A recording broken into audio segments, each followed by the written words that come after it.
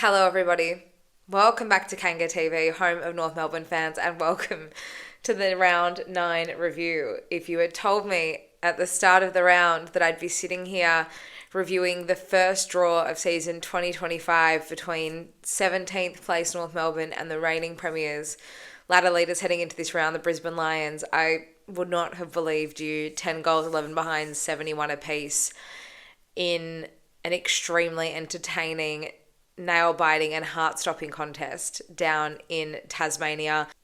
They really knew how to put on a show today, North Melbourne. I'm filming this. It's 5 to 9 on Sunday night. The game finished a couple of hours ago.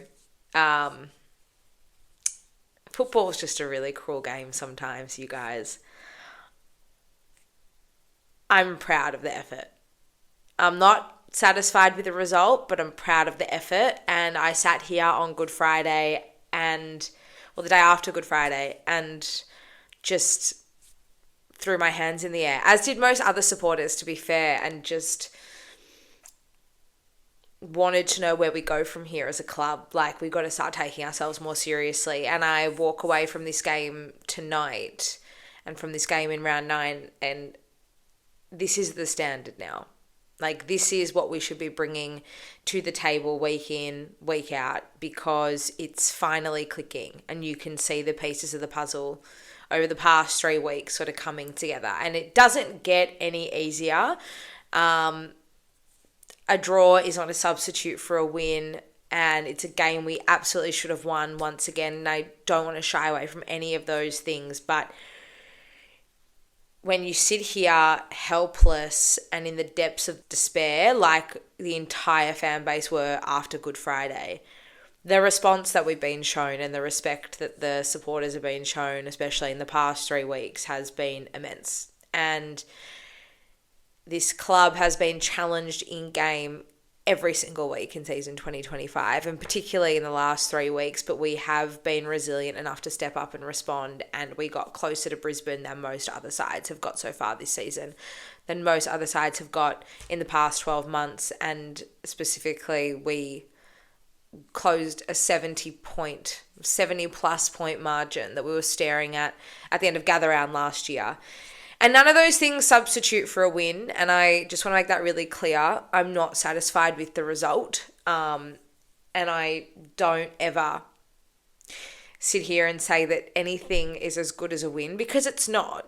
But where we're at now is a whole lot better than where we were at 3 weeks ago, and that's what you've got to take away, I think, from a game like this. I don't like that some of the commentary, and I'm sure a lot of you guys have had messages from people throughout the evening so far, and I'm sure I will for the next few days, and I'm really flattered that people want to check in on me and check in on my welfare after that game and after every game. But I don't really like that I'm being made to feel like I should be happy with that. I know people mean well, and I'm obviously as proud of the effort as any other North fan watching at home tonight, or anyone who was at the ground, but it doesn't hurt any less. That's the truth. For a supporter base who have been starved of wins for so long and success for so long, it does hurt. And all I want is to see this club get reward for effort. And I think a win tonight would have been the perfect reward for the display that we put on, especially in the second half, and last week, and probably the week before that in Adelaide as well. So, look, there's plenty to unpack.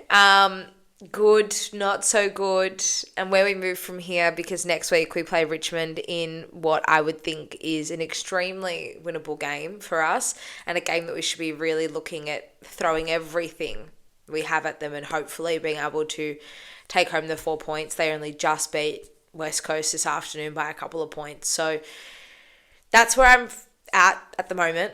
I wonder how you guys are feeling at home. Let's unpack this game.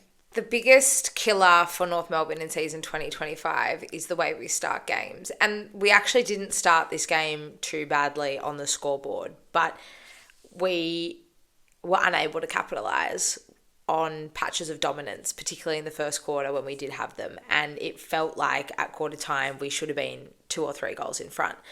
our turnovers were just so costly, particularly in that first quarter. And that's, I guess, a big part of where my frustration lies for this game. And probably for a few games throughout this season, had we just started the game at the opening bounce, start the game at the opening bounce, because so many times we are always on the back foot. I mean, we go into a lot of these games being on the back foot anyway, because we've been on the bottom of the ladder for so long and we haven't been a very good side for so long. So automatically you're on the back foot going into these games, and then to just let teams get on top of you early, either by their dominance or our inability to capitalize when, like I said, we do have these patches of play, are extremely frustrating. And we did let Brisbane get out to a 20-point lead a couple of times in the second quarter. And yes, we were resilient enough to bring the game back on our terms, and we had an epic second half. And that has been the way a lot of our games have gone so far this season. But at what point does that change? Because I can't help but feel that that is a massive key to shifting the way these games go and being able to get confidence in ourselves from the start to be able to actually go on and win these games. Because yes, we're still figuring out how to win games, and I'm telling you now, mentally, and this game, I think, was mental, because I don't know if Brisbane, and you can't speak out of turn, I guess, but it just didn't seem like Brisbane gave us the respect that they probably should have. Which, there's a lot of games, I have no doubt, where clubs look at their opposition and just think, oh, nah, like we should be able to just go down, do our thing and walk away with the 4 points. And we didn't let them do that. And that's a massive win for us as well.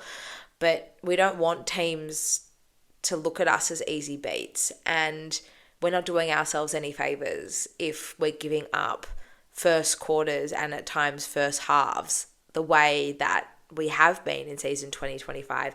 This game was interesting. It's not that the opening half was necessarily bad. It's just that we were unable to capitalise when we should have.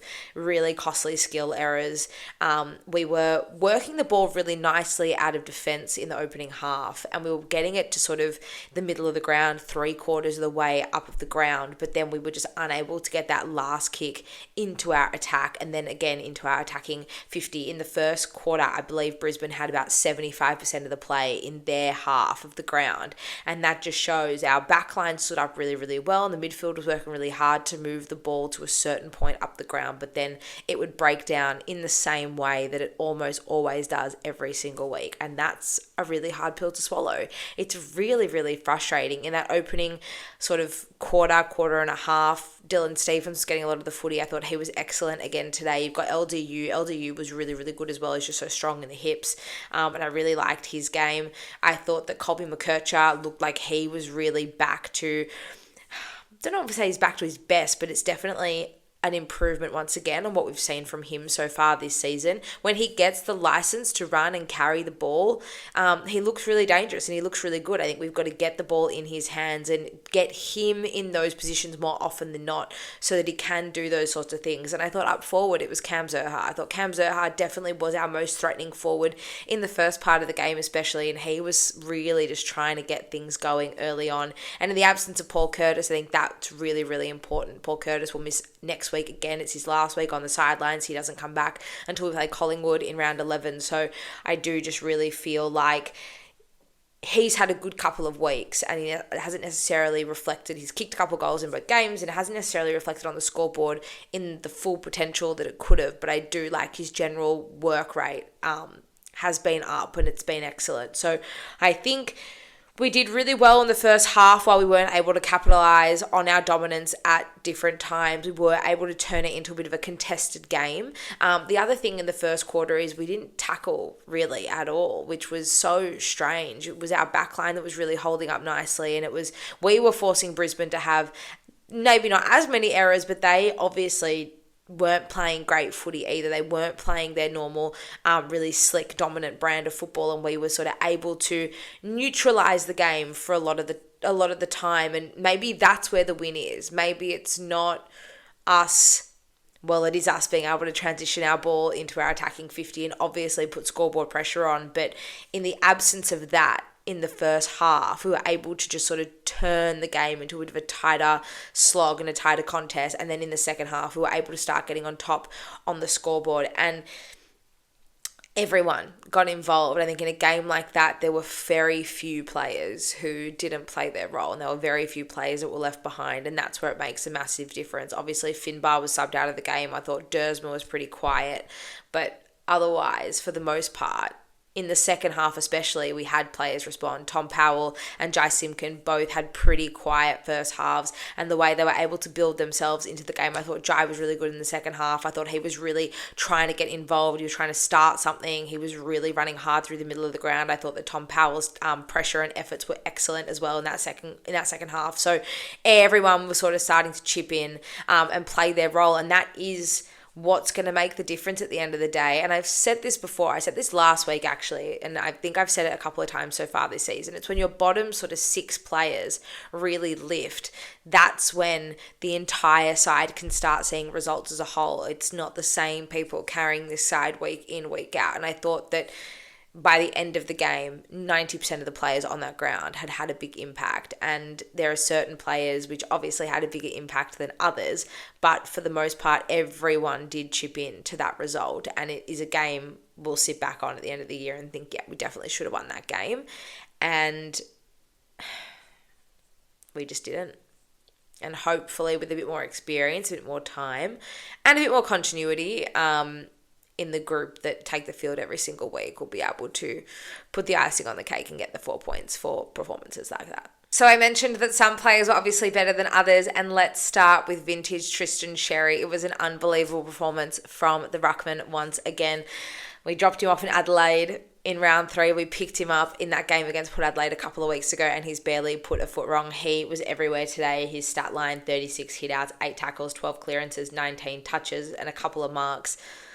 I mean, there's not really much this guy can't do. And when he's firing, it is just so important to how this side flows and functions. How this guy is not in more conversations for All-Australian for best ruckman in the competition just blows my mind. I know he had a couple of weeks where he was a little bit quiet.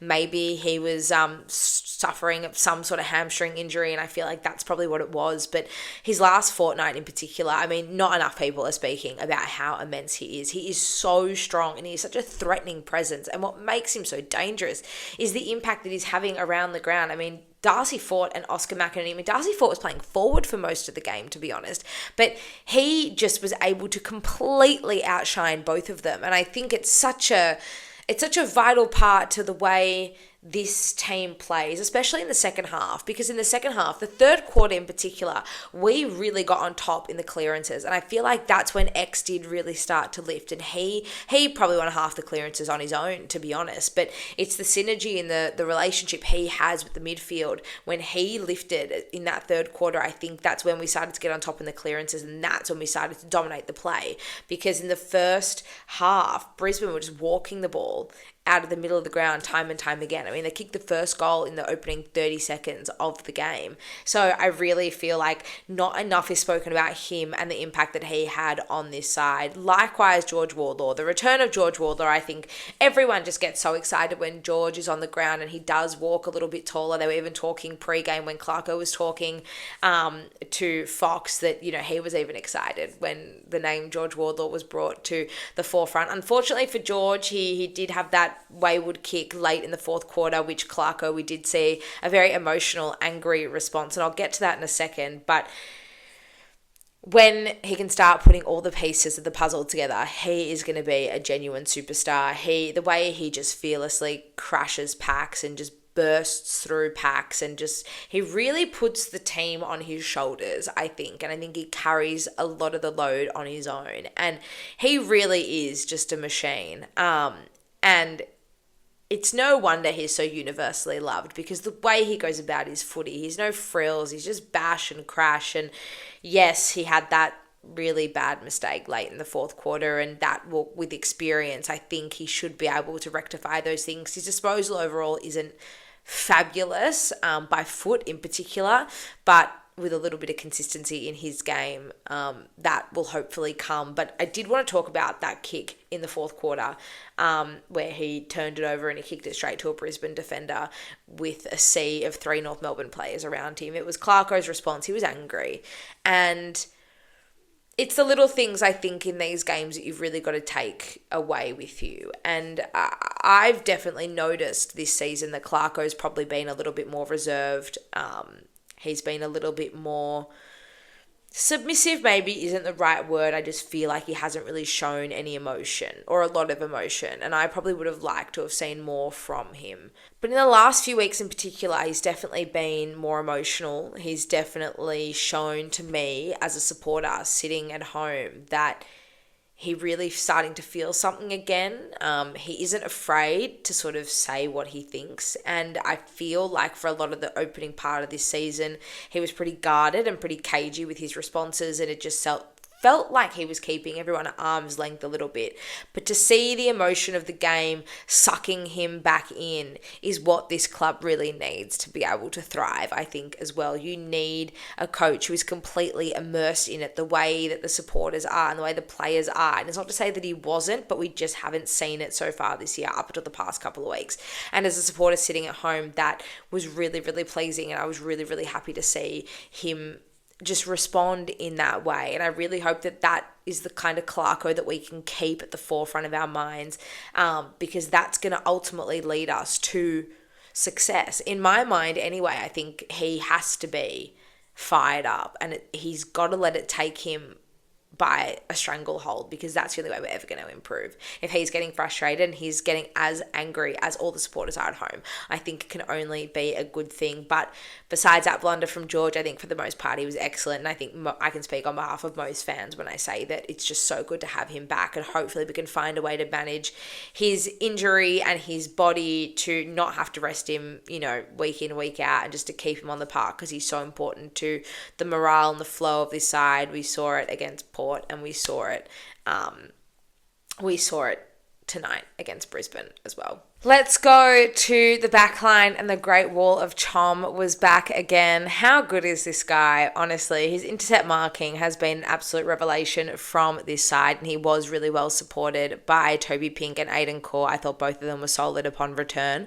I thought that, look, neither of them set the back line on fire. It was definitely the Charlie Comben show back there, but I thought both of them held their own really, really well and definitely contributed to a solid backline structure. Just looking here at Charlie Comben's stat line, he had 21 touches, 9 marks, a tackle and a clearance. I think that, his intercept marking, we've always spoken about it, and I think for us in the coming seasons, it's really important for us to be able to find really quality lockdown defenders, because none of our lockdown defenders are A-graders. Griffin Logue has had a really poor start to the season. Toby Pink has been really solid, but he's not an A-grader. Aiden Core is not an A-grader either. And these are players who I really like, and they're people that I really like. But, you can look at it objectively, and I think for now, when it comes to the selection we have on our list, Aiden Core and Toby Pink, I would say, have probably had the best performances so far in season 2025. I thought Cal Dawson was probably stiff to be dropped, but I don't think Toby Pink should have been dropped in the first place. So I think the three that are in the backline at the moment work for me personally. I think that's the strongest combination we have so far, but that's just working what we've got at the moment. I think we do need to look to upgrade at the end of this season, and maybe again, so that Charlie Comben is well supported by really talented A-grade lockdown defenders, so he can just kind of run and do his thing. He also was well supported by Riley Hardiman, and Riley Hardiman should never be left out of this side again. He is such a gem. He is just in everything. I love Riley, and the fact that he wasn't in the side consistently from the start of the year frustrated living hell out of me, and now that we've seen what he's capable of is just a testament to that frustration. He is really creative out of defense, but he also is a really good defender, and that is something that we don't have. None of our smaller defenders, with the exception of maybe Jackson Archer, but Jackson Archer plays a different role. Jackson Archer's a lockdown defender, whereas Riley Hardiman isn't. He's a pressure defender, and he does have that element to him, but he is the one that's trying to make something, that's trying to rebound the ball outside of our defensive 50. He's trying to generate play moving forward, and he's definitely been the standout amongst, Caleb Daniels being okay at best, and Finn O'Sullivan's been played off the halfback at times, and Harry Sheasel was brought in there at times as well today. But Riley's the one, and we've just got to keep playing him because he just gets better and better as every week goes on. Speaking of better and better, another excellent game from Dylan Stephens. This guy in the past couple of weeks has absolutely cemented his spot, and he really has turned it on. If I have a look at his stat line as well, sorry, I've got them over here as we always refer back to the laptop screen. Dylan Stephens had 22 touches. It was mainly him in the first half. He definitely was quieter in the second half, but he was really trying to get something going in the first half of this game. 22 touches, 5 marks, a tackle and a clearance for Dylan Stephens, along with a goal, a really, really nice goal as well. Loved his game. I really, really enjoyed what he brought to the table too. And Bailey Scott was the sub once again. And I like that this year we are holding some players accountable. And if you had told me at the start of the year that Bailey Scott would be dropped, a few games into the year, and it was Dylan Stephens that was keeping him out of the side, probably never would have believed you. But he absolutely deserves to be there. And this is what we need to start having integrity at the selection table. And I know that it's going to be people who just don't think that there have been the right choices being made, but the balance looks like it's better in the last 3 weeks. And I think that we're obviously missing Paul Curtis and we're obviously missing Jackson Archer, and we'll get both of them back at, different points of the season. But keeping continuity and consistency in this group as much as possible is going to be so vital to us. And I think that everyone knows what their role is and they're playing it really, really well. And then it allows guys like Dylan Stephens to shine. It's not something I ever would have expected. Another guy that I never would have expected to be shining this season is Jacob Constanti, but I thought he again was excellent today. It's that pressure, it's that forward pressure that he brings. The only knock I have on him at this stage is it's not consistent enough. And I know he can't be the only person doing it in that forward line. And unfortunately, Finbar isn't able to step up to the defensive level that was set by Paul Curtis. And I think a lot of people are sort of looking at Paul Curtis, and the absence of him over the past couple of weeks has probably been felt a lot more than maybe we would have thought that it would have been, because a lot of people feel like, and I don't disagree with this, had he played the last couple of weeks, we probably would have won the last 2 weeks. And I definitely think there is some merit in a statement like that. But Jacob Constanti, his pressure is excellent, and his tackling and his second and third attempts, there's a couple of times in the game tonight where he made a mistake and he knew he made a mistake, and he did everything he could to make up for it, whether it was putting on pressure, whether it was a smother, whether it was a tackle, whether it was forcing a ball out of Brisbane's hands to the boundary line. Whatever he was doing, he was trying to make up for it. And in that last quarter, it was him, Parker and Jack Darling. They were the guys to really give us a chance to win this game up forward. And we talk about experience and we talk about what these guys were brought to the club to do. And Jack Darling, I was sitting there at 3/4 time. I'm wearing a t-shirt that says the king of Jack Darling. That's how much I love Jack Darling. And at 3/4 time, I'm sitting there and thinking this guy is a quarter away from being dropped, because he just did not really do much up until 3/4 time. And he was looking at a third consecutive game of nothingness.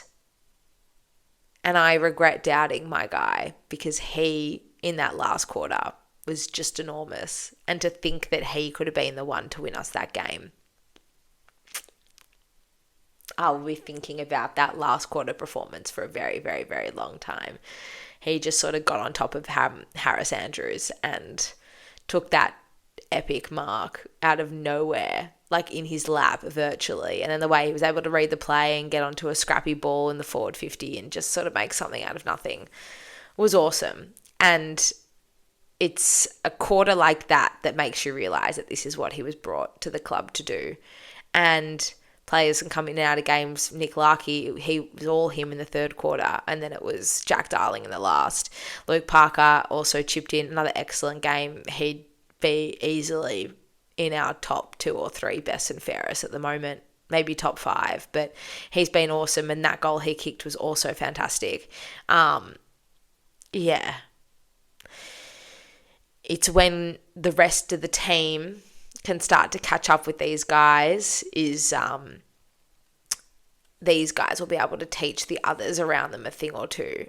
And I truly believe that we do look more balanced with these guys in the side. And I truly believe that we are better off having them in the side, because you never know when they're going to pull out something special like the way they did in that last quarter. Unfortunately, in front of goal, there was just a lot of kicks out on the full, and that's going to kill you every single time. I feel for Cam Zurhaar in particular. I mentioned him earlier. I thought he had a really, really good game, especially early. And he had the opportunity to be the guy tonight. And again, just inaccuracy in front of goal hurt us. Nick Larkey as well, a couple of decisions that he made in front of goal. It's funny, I saw on Twitter earlier today, there was an article written by the AFL after round 5 or 6 about Nick Larkey and how he's the most accurate set shot in the competition, and he's been pretty woeful in front of goal ever since that article was written. So thank you to that fantastic journalist who wrote that. But look, a lot of moments in that game that can make you smile and tear your hair out. But that's the life of being a North Melbourne supporter. And you sort of sit here and think at the end of this game, well, what more can they throw at me? But if this is the stuff they're starting to throw at me, rather than leaving me feeling helpless and in despair week in, week out, then I definitely would rather be in this position than in the position we were at after Good Friday. Because now you feel like there's something we can really build on and work on. And we look ahead to Richmond next week at the MCG, and I just hope we give them everything we've got, because we are good enough to win that game. And I think we really got to back ourselves in to do it. And I'm really looking forward to seeing how we present next week. The side that takes the park, I really would back us in to give it everything we've got, and I feel really good. I'm hurt. I'm really hurt. But I'm only hurt at the end of this game because it means something to me, and I know that everyone watching at home would be the same, but I think we can look back on this performance in the next couple of days fondly when the dust has settled a little bit. And there's really something we can build on here, and we're starting to see a really solid foundation with this group, and I'm sucked right back in. I mean, I never left, but I definitely have been sucked right back in, and I'm just so excited to see what we can do next week and in the weeks to come, and hopefully be sitting here at the end of the season and really feeling comfortable with where we're heading, and that this football club is heading in the right direction, because it certainly does feel like that right now, and I can tell you it's a hell of a lot better than how I felt a month ago. So a week is a long time in football. A season is a long time in footy. But as long as we're doing it together, I think we're always better off. I'd love to hear from you guys. How are you feeling after tonight's game while you're watching this on Monday morning? How are you all feeling? Leave your thoughts in the comments down below. We can keep chatting during the week over on socials, Kanga TV Show on Instagram, X, Facebook, and on email if you're that way inclined. I will be back with you in the next couple of days. We're going to sit down, we're going to process everything, and then we're going to look ahead to our massive round 10 clash at the MCG as we take on Richmond. I, for one, just cannot be more excited to get back to watching North Ball in the flesh. I will see you all very, very soon. Go Roos.